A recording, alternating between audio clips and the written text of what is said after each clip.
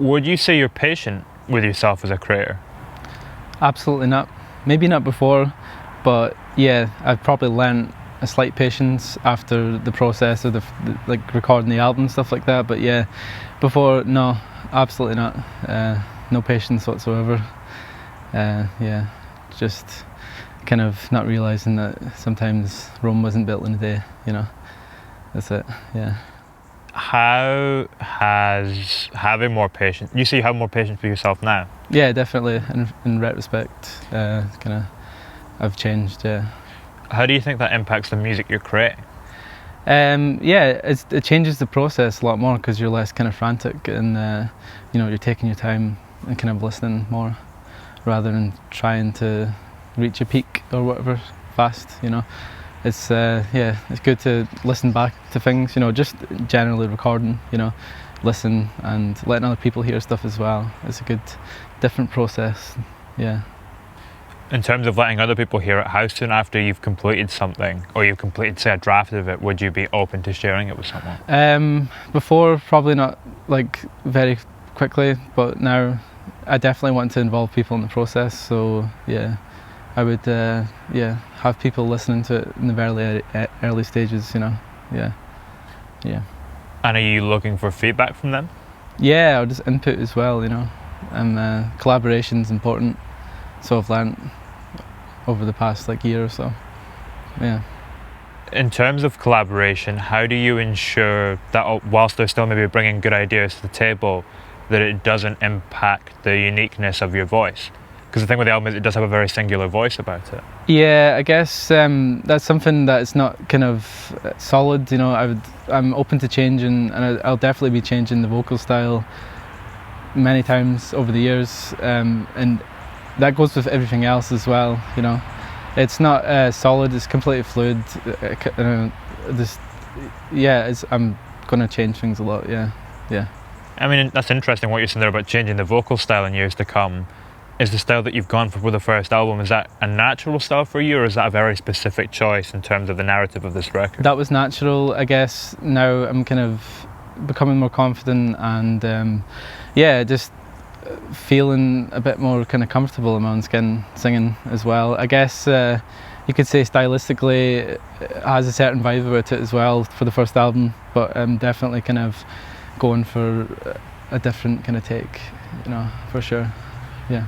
You said as well that the 10 songs on the first record are very much connected to each other. Yeah. Have the lines that you draw between them and the connections that you make, have they changed with time? And if so, how? Yeah, they're always changing, you know. I think I can draw parallels between the songs in many different contexts, and yeah, you kind of feel like you discover different things, you know, that you might have not realised, just because I didn't want to make the songs as definitive as you could possibly go with it, you know. Do you mean leaving them like quite open-ended in terms of they could be interpreted? Yeah, absolutely. Like subjectivity is important to me anyway, you know. I just feel like, you know, if you lay it down as it is, you know, I feel like it gets a bit kind of, I don't know, samey for me anyway, yeah. Does it make it easier to keep working on a song over a prolonged period too? Yeah, definitely. I guess you can take things from different situations or scenarios that's happened in the past, or anything, you know, just any different kind of lines, you know. It's like you're playing with language as well, so the lyrics and stuff and the themes kind of sometimes tie together on like purposefully, or sometimes they just happen to come together, you know. Yeah. Do you feel that life experience or musical experience is more important to your own songwriting? Well, life experience completely. I guess musical experience, yeah, it kind of comes to play when you're kind of creating the kind of sounds and stuff like that, but I guess like the kind of the core of it is definitely from life experience, and I definitely add that to the music as much as possible as well, you know, with kind of the feeling of the music, you know. Yeah. For parts of the process, to know that you were in this kind of slightly sleep deprived state, you know, suffering from insomnia and stuff, how did you look to convey that musically?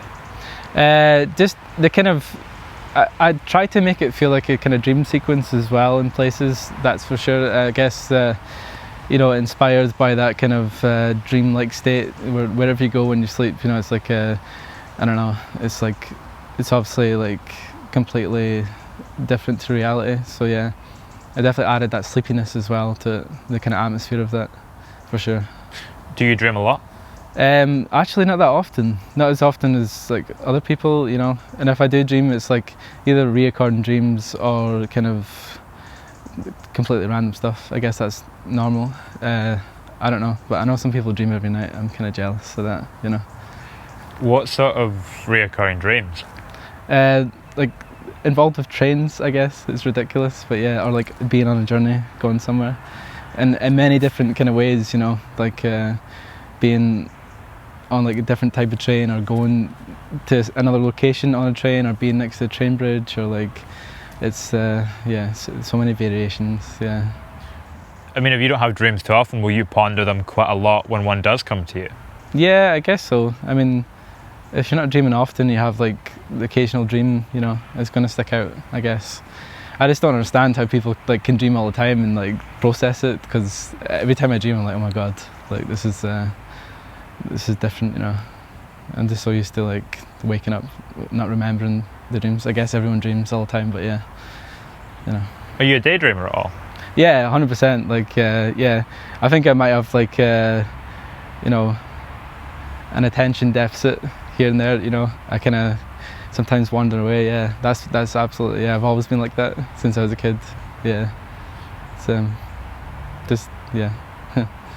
When it comes to wandering as well, and you know, taking inspiration from a painting, does that partly feed into it? Are you kind of just looking at the painting and starting to daydream, and is that No, what 100%. It kind of, I'm kind of inspired by that as well. Like kind of, you know, the idea of like gesturing or just kind of going different places and maybe not being so conscious about it, you know, and just yeah, like a stream of consciousness or whatever, you know. If you are prone to, you know, daydreaming and you don't have too long an attention span, when do you feel most present and most in the moment creating music? Yeah, just whenever I'm kind of playing or like creating, you know. I guess that's gets my like complete attention, you know. And then, you know, in real life, you know, I'm just always distracted by music. So yeah, I guess that's like the context of my daydreams, you know, a lot of the time. Yeah. How big a role do you think boredom played in you coming into creativity in the first place? Oh, 100%. It's like, I guess, boredom's a form of inspiration, but also like music's a way to distract yourself as well from just like the kind of mundane things in life. For me anyway, you know, it's like an escape from that. But also can influence the music as well, you know, or like anything, you know. You have another song on the debut record, Esther, which was about your grandmother, written about her. How do you think she influenced your way of thinking most? What did she teach you? What did you learn from her? Nothing specifically. I mean, like, I guess there was elements of religion, you know, like a lot of people's grandparents are very religious. I guess that kind of came into it, and also kind of, yeah, I guess I was kind of influenced by like just things from her generation as well. I think there's definitely parts of the song, sorry, that it's like kind of influenced by other songs, you know, that have maybe of her kind of era. And yeah, I guess this the context of the way my gran died. I think it was like kind of going into that perspective of like kind of you know, being ill or whatever, and being hopeful, you know, from that perspective of religion. Yeah. In terms of what you're saying there as well about, you know, certain aspects of her generation, do you think there's anything that we've left behind from her time that would be of value if we still had a hold of it today, or was still present in our society? Yeah, I guess so. I mean, there's a lot of people would say the polar opposite to that, but there's obviously some things that maybe have been lost from her generation, or like their generation, sorry, I guess. Maybe certain, you know, aspects of like, you know, we've got kind of a lot to process now, you know. Like back then it was just like everything was a bit simpler, you know, which maybe is why like people from that generation kind of struggle with like what's going on now. But yeah, maybe some people crave that simplicity, you know, like there's less things to process. You just get everything kind of streamed to you, you know. It's like there's less choice. When would you crave that simplicity? I don't know, like in the age of social media and like everything that's going on, sometimes it is a bit much, you know. I think a lot of people struggle with that. If you're like anxious, you know, it's definitely like a lot going on, but also on the other side of the coin, it's kind of good for like many different things, you know. So yeah, I guess, you know, sometimes, yeah, social media is overwhelming, so yeah. Sometimes it's like, you know, if you go to like a record store and just the records that are there, you just buy them, and that's the choice you have, you know. So like I feel overwhelmed by choice sometimes as well, to be honest. Yeah. I feel you. Yeah, it's like it's a thing. Like you said, well, that song does touch upon your grandmother's passing. How much do you think about your own mortality? How often do you think about your own mortality? Yeah, quite often, I guess. I mean, we're kind of surrounded by it, I guess. You know, there's like not just like organic things, you know, like different things die in a sense as well, you know. It's like things ebb and flow, and I guess, yeah, that kind of correlates to what you could kind of call like existential crisis as well. And yeah, thinking about like people dying and yourself, you know, it's like it's natural, I guess, you know. It's like yeah. Which comes more frequently for you, existential crises or artistic crises?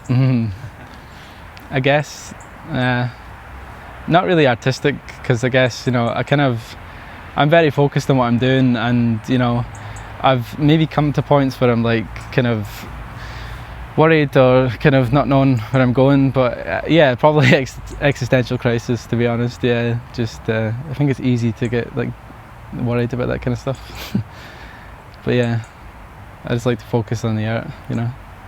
I mean, it's interesting to think about as well. I've spoken to quite a lot of artists, and we've kind of discovered that at the centre of every creative pursuit, every record, perhaps album, there tends to be a question. You know, there's a hole that the artist is trying to fill, something they're trying to uncover and work through. Yeah. What do you feel like that was for yourself with this debut record? I guess it was kind of coming to terms with different things, you know, and coming to the realisation that, you know, certain things are maybe a solid truth, or other things are just kind of neurotic and maybe kind of, yeah, something that you could leave behind.